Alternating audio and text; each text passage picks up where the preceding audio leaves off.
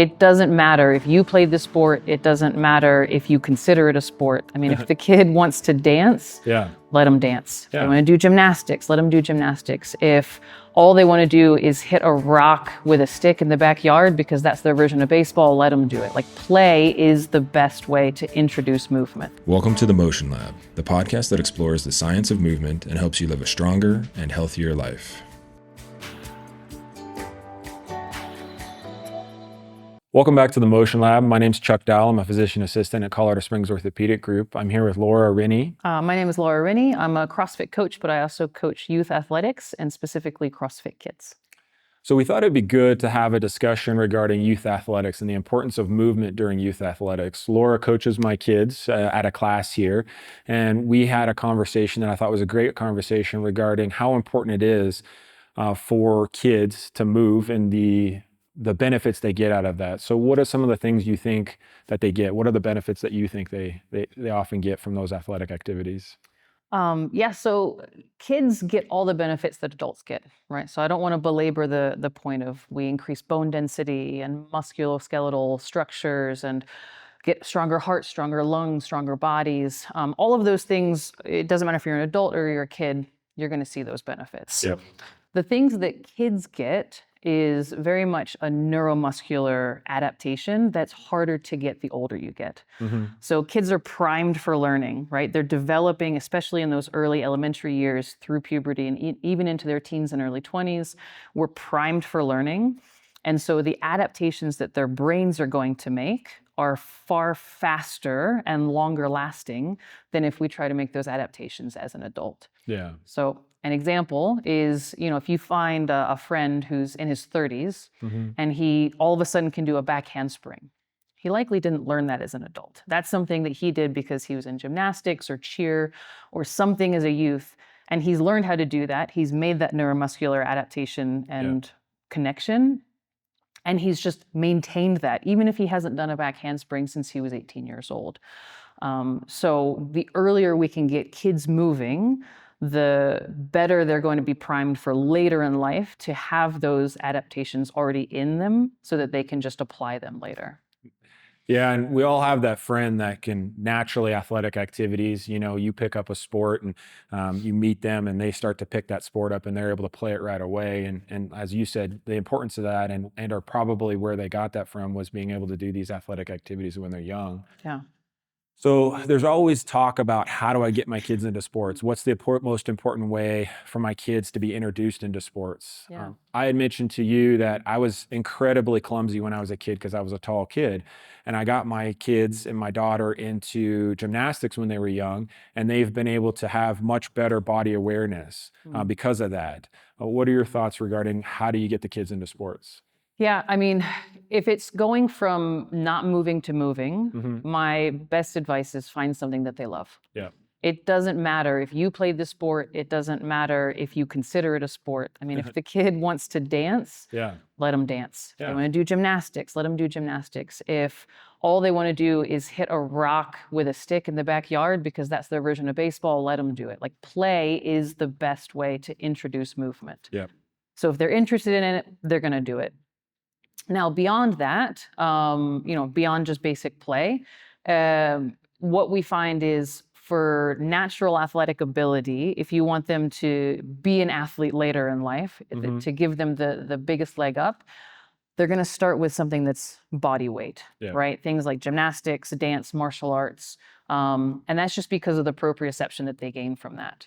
But like I said, if your kid doesn't want to do that and they want to play soccer, let them play soccer. Yeah. Ideally, we're going to get diversity in movement so that they're not only ever doing the same movement patterns. If you can get something where they're running, another one where they're jumping, something that they have to move their body weight around, maybe they have to move an external load around, that's fantastic. The more diverse, the better, especially in the early years. Yeah, and I think as you said, the most important thing is that the kids have fun when they're young. 100%. They're not going to want to be able to, or they're not going to want to participate in sports when they're young unless it's fun for them, unless they're enjoying it, they get the socialization out of it. they don't understand the improvement of athleticism in it. They don't understand the mental, decompression or like the stress release they get from it. Right. They don't understand I do it because it's gonna make me stronger or a better athlete. They do it because it's fun. Right. And so if we can find a sport that allows them to have fun, then they're going to want to do it. That's going to teach them a relationship with sports that's a fun and an athletic relationship with sports, and not a negative, hey, I played basketball, I want my kid to play basketball, and that's important. Yeah. And then, as you said, we know from an orthopedic perspective, there's a significant injury prevention aspect to sports, especially participating in multiplanar sports. There's a lot of literature that comes out that's saying if your kid plays only one sport year round, they're only going to learn one movement pattern, one planar movement pattern, and that's going to significantly increase the risk of injuries. Right. And so, you teach CrossFit, but also youth athletics, and you mentioned, ballet and gymnastics. What's your thoughts on the importance of multiplanar movements? Yeah, so specialization, it doesn't need to happen. And they're seeing this a lot in literature now, and you'll see it at some of the more elite training groups, is specialization does not need to occur until maybe even at the collegiate level. Yeah. Right? Like kids who are multi-sport are far better athletically inclined than the kids who specialize early in sports. And not just that, for, like you said, for injury prevention, right? Kids should not be getting ACL repairs in high school. Yeah. Right? They shouldn't be getting elbow reconstructions in high school. But a lot of that happens because they specialize way too early and they don't get that multiplanar movement, and they overuse certain joints and certain movement patterns far too early. And we used to think that you had to specialize to be good. And it turns out the kids who are playing multiple sports are ending up in the long run as better athletes down the road. Yeah, for multiple reasons. I mean, they're better athletes in general because they have better awareness to do multiple directional things. They're able to pick things up much quicker. So when they do specialize and they do specific training, they're able to pick those things up quicker because they've developed that body adaptation, that neuromuscular adaptation, as you said. Right. And then from an injury prevention, which I think is the last thing we should talk about, which is probably the most important thing, a lot of parents and a lot of literature, and there's a lot of news articles saying kids get injured a lot during sports and specific sports like weightlifting, those type of activities. I think from a neuromuscular standpoint, or that ability for the kid to learn to find themselves in space, that significantly reduces the risk of injury. And that's why some ACL injuries and shoulder injuries happen, because the kids don't learn that when they're young. Right. But also progression, right? You can't have somebody learn how to squat, we talked about this, and then do a max squat on the same day. That's not the appropriate way for them to learn how to do those activities. Right. Yeah, absolutely. And I think too this is where the importance of having a good coach comes in, right? And this is not to be negative towards kids' sports, but oftentimes there's someone who doesn't have the requisite background or experience in it. And I think that as parents, we should be critical thinkers about the people that we're allowing to coach our kids, because if I were to take my kid to a weightlifting class and they asked them to max back squat on the first day, I wouldn't take them back to that coach because it's irresponsible. Yeah, right? Understandable. So I think that it's really important for parents to have a vested interest in what their kids are being asked to do. And also to keep an eye on like who is influencing their kids. Because I mean, the reason that I loved coaching youth athletics is because I know the influence that a coach can have on a kid. If a coach tells a kid to do it, the kid's going to do it. Yeah. Even if their parents been telling them to do it for the last 20 years, right? We've all been there. Yeah. As soon as a coach says, hey, you should probably eat some vegetables, the kid goes home and says, Mom, we need to go buy vegetables, right? And so I think that it's important to have the right influence from coaches and from other parents and other adults who are asking kids to do things physically and making sure that they're doing so in a safe manner and with proper mechanics. Yeah, it's funny. I get asked, I'm very tall. I get asked that all the time, how tall am I? And kids ask me. And the first thing I say is, I ate a lot of vegetables. Yeah. And I hope that translates to the kid going home and eating a lot of vegetables. Because I'm like, well, I just set the parent up for success there. Yeah. So, no, I think that's definitely a huge thing. You asked me a good question, and I don't know if I have a great answer to that question, but your question was, how can we decrease the risk of injuries in kids? And I think kids are always going to work through things. The first question I ask a kid when they come in with an injury to see me in the Orthopaedic Express Care is, if you had a game tonight, could you play in that game? Because for me, that tells me the severity of injury that the kid has. Right. Most kids are going to want to play through injuries.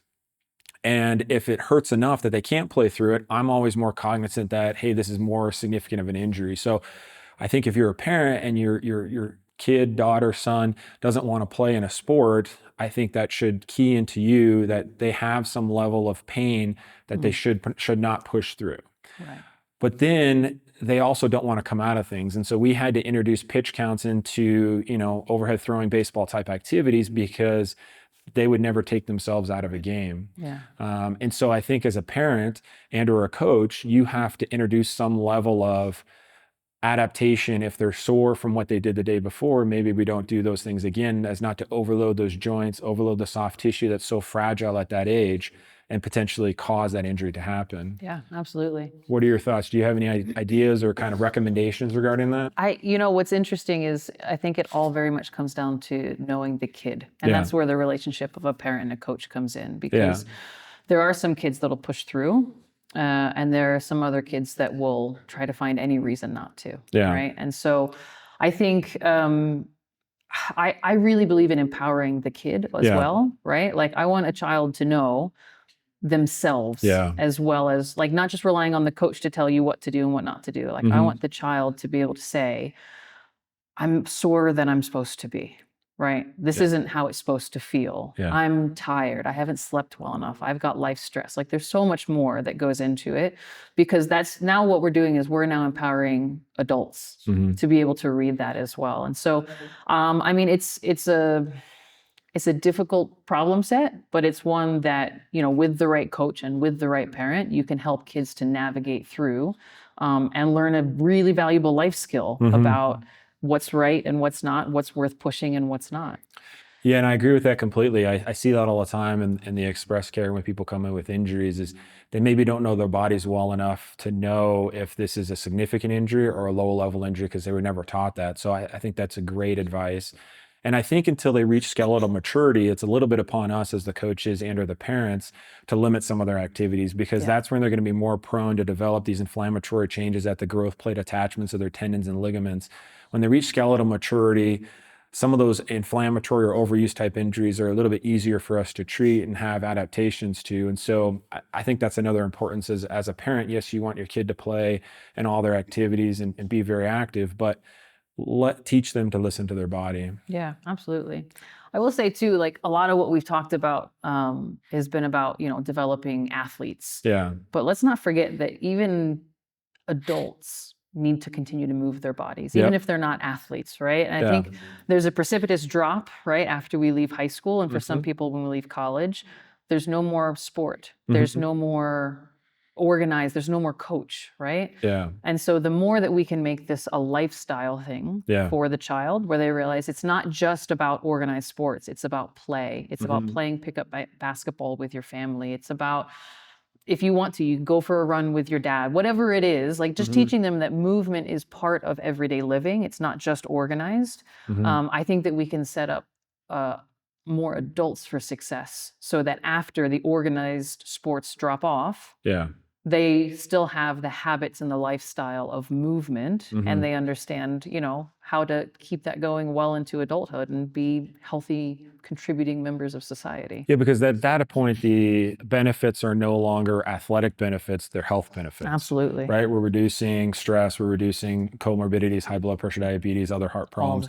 because we learn that movement is important. And potentially we learned that movement is important, but not exhausting, overwhelming, or stressful. You know, I know when I played basketball, and I did it for so many years, after I got done playing in college, I said, hey, I'm tired of this. I just don't want to move anymore. And I took some years off and then had to get back into it. And I think that's what you don't want. You don't want to get them to that burnout stage where they have a negative feedback with sports or athletics. Absolutely. But yeah, I think that's great. Well, we appreciate you joining us. Anything else you want to add? Anything else you want to talk about? It's fantastic. Anything that we can do to get more kids moving, I'm on board. Let's do it. And so if anybody wants you to help coach their kids, teach them Sure. athletics, teach them weightlifting, how can they get a hold of you? I coach here at CrossFit Colorado Springs. My Instagram handle is at Coach Laura Rennie. I coach specifically with youth right now. I'm doing weightlifting and then the CrossFit Kids class, but I'm always open for opportunities as well. Excellent. As always, if you have any child or kid that has a sports-related injury and you think they need more of an acute care and evaluation, feel free to come to the Express Care at Colorado Springs Orthopaedic Group. We're open Monday through Friday, 9 to 5, and then Saturday, 8 to noon. I'll walk in, so no appointment necessary.